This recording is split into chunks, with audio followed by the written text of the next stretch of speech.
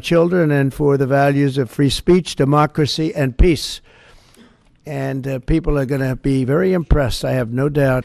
Perhaps most importantly, though, Bobby created a nationwide movement made up of millions and millions of mothers and fathers and young people and concerned citizens of every background who want to end and this horrible chronic disease crisis that exists in America. He's absolutely committed to getting dangerous chemicals out of our environment and out of our food supply and getting the American people the facts and the answers that we deserve. After years in which our public health system has squandered the trust of our citizens, and they really have, they don't trust us, they don't trust anybody, frankly. They've gone through hell. There's no better person to lead our campaign of historic reforms and restore faith in American health care. And Bobby's going to do it. The United States spends more money in health than any other country on earth, but we're growing sicker every year. We're not as healthy as countries that spend just a fraction of what we spend, so there's something wrong. He's going to figure it out. In recent decades, we've seen staggering increases in cancer rates across all age demographics, including more than 40% increase in childhood cancer since 1975. Who can believe that? And an explosion in other chronic childhood illnesses. Not long ago, 1 in 10,000 people, children, had autism. Now it's 1 in 36. Think of that. 1 in 10,000. 1 in 10,000. Now it's 1 in 36. Who can believe that? There's something wrong. There's something wrong. And I think it's something that can be found out.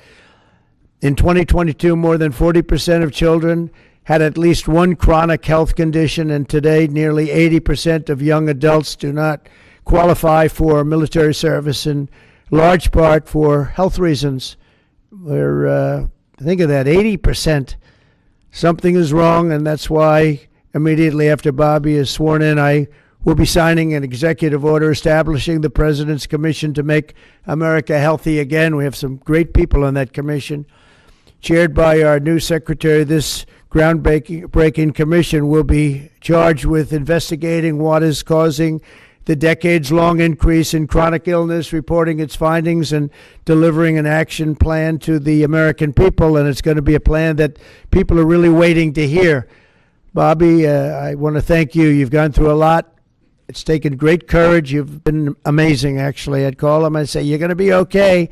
And he said, "I know, I really do." He's really been supported amazingly by Cheryl and his family.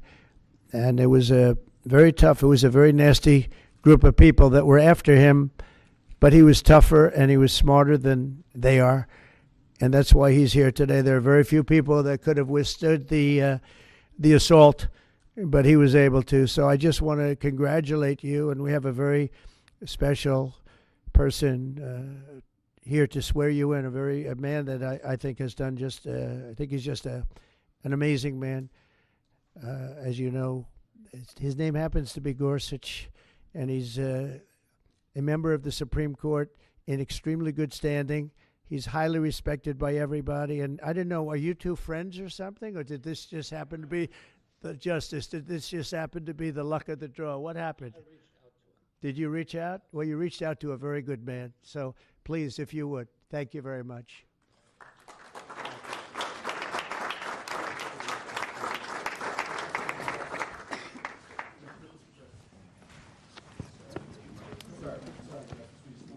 This has to be done first. I'll do this first. Sorry. I'm going to make this a good one, right?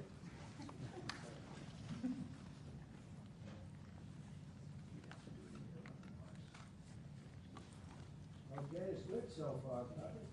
Good. It's a 10.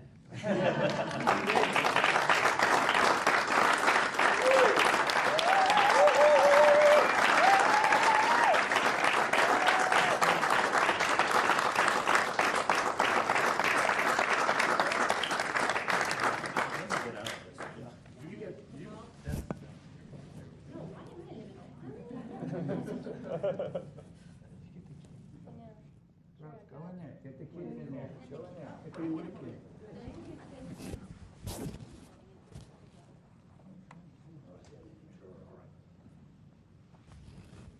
Over here, please.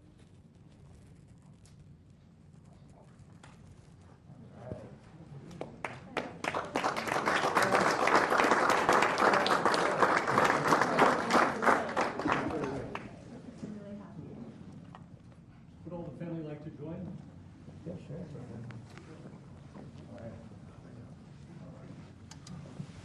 Please place your left hand on the Bible and raise your right. I, Robert F. Kennedy, Jr., I, Robert F. Kennedy, Jr., do solemnly swear do solemnly swear that I will support and defend that I will support and defend the Constitution of the United States the Constitution of the United States against all enemies, against all enemies, foreign and domestic, foreign and domestic, that I will bear true faith and allegiance to the same, that I will bear true faith and allegiance to the same, that I take this obligation freely, that I take this obligation freely without any mental reservation without any mental reservation or purpose of evasion, or purpose of evasion, and that I will well and faithfully discharge and that I will well and faithfully discharge the duties of the office the duties of the office on which I am about to enter, on which I'm about to enter, so help me God. so help me God. Congratulations, Mr. Secretary.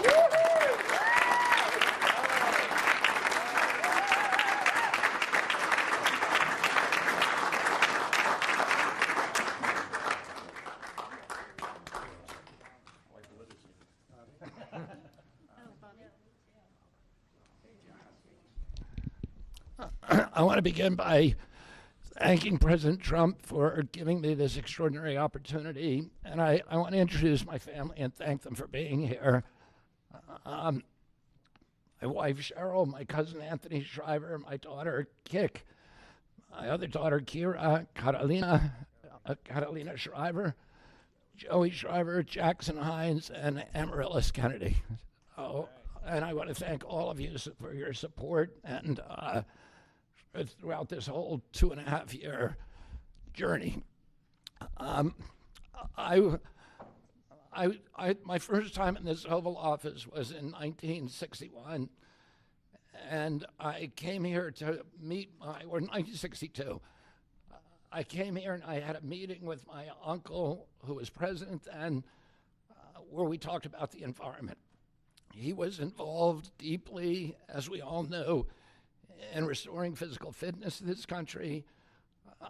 He challenged at one point during his administration, he challenged Americans to do a 50-mile walk, which I ultimately did. But I remember the day that my father completed his walk. We were staying up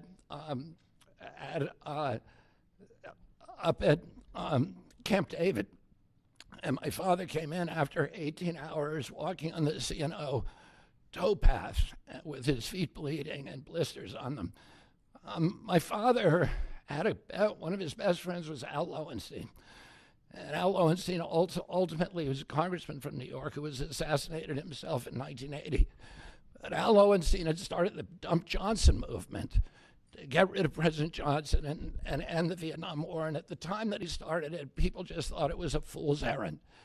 And ultimately, he asked my father to run for president against Johnson. My father wouldn't do it at that time, and he asked Gene McCarthy. McCarthy did it, and he joined that campaign. And my father ultimately ran, and Johnson then dropped out. So Al Lowenstein succeeded. And although Al Lowenstein was on the other side now, running against my father with Gene McCarthy, my father wrote him a note, a quote from Emerson, where he said, "If a single man plant himself firmly on his own ideal and there abide, the whole wide world will come round to him." For 20 years, I've gotten up every morning on my knees and prayed that God would put me in a position where I can end the childhood chronic disease epidemic in this country. On August 23rd of last year, God sent me President Trump. And he gave me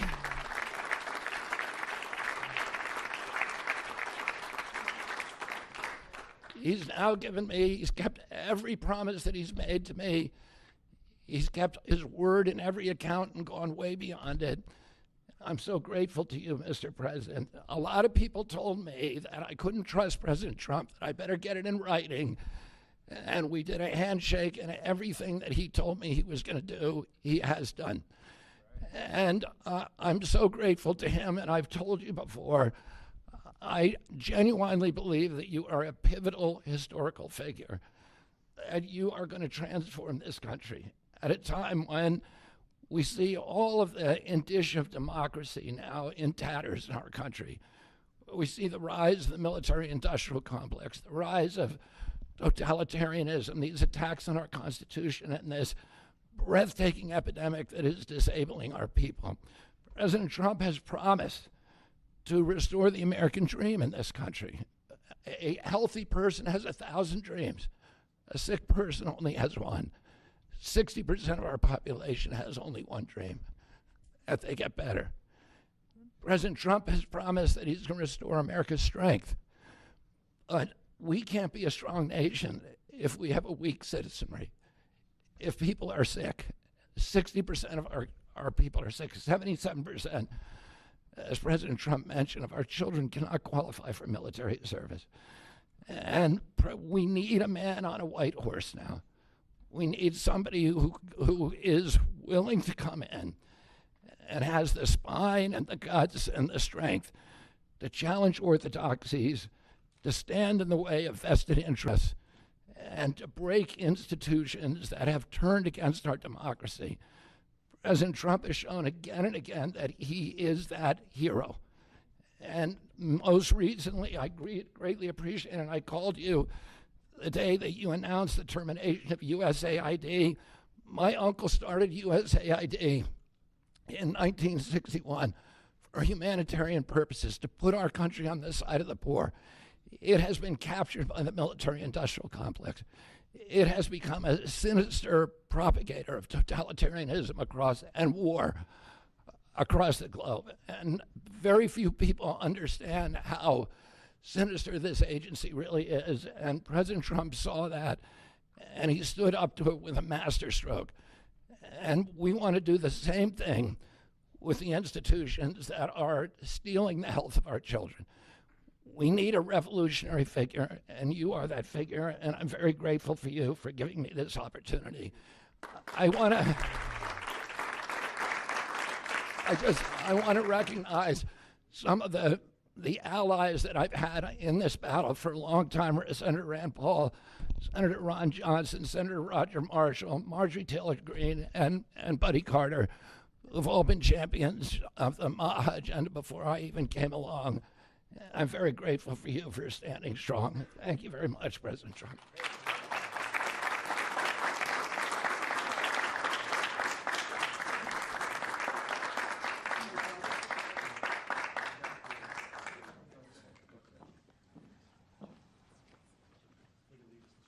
Mr. Secretary, if I could ask, what plans do you have immediately at HHS now that you're sworn in, sir? He's going to be running it. He's going to do a great job.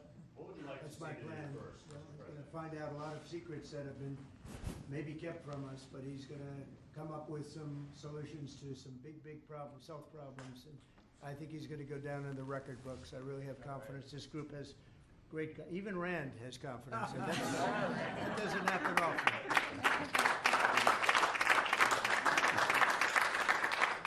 Thank you. Good luck. Good If I luck. could ask you, Mr. Secretary, do you plan to fire anyone immediately, or what are your plans on day one, which I guess is today? Our plans are radical transparency and returning gold standard science to NIH, to FDA, and CDC, to ending the corruption, ending the corporate capture of those agencies, getting rid of the people on those panels that have conflicts of interest, so we can do unadored and unimpeded science rather than the kind of product that is coming out of those agencies today. Mr. Secretary, may I ask, how do you address concerns that some Americans may have about your stance on vaccine? When people actually hear what I think about vaccines, which is common sense, which is vaccines should be tested, they should be safe, everybody should have informed consent, people are reacting because they hear things about me that aren't true. They hear characterizations of things that I've said that are simply not true. When they hear what I have to say actually about vaccines, everybody supports it. Mr. Kennedy, Kara Keshnova from Lindell TV. What's your message to Democrats in the Senate that fought so hard to keep you from taking this position? And congratulations, by the way. President Trump has promised to be the president for all Americans, and he has said to me that he understands that there's no such thing as Republican children or Democratic children. All of our children need to be protected, and whether you're in a blue state or red state, I'm going to do everything I can to work with you, whether you're Democrat or Republican, to restore child's health in this country. Mr. Secretary. Great job. Great job. Thank you all very much. All right, guys.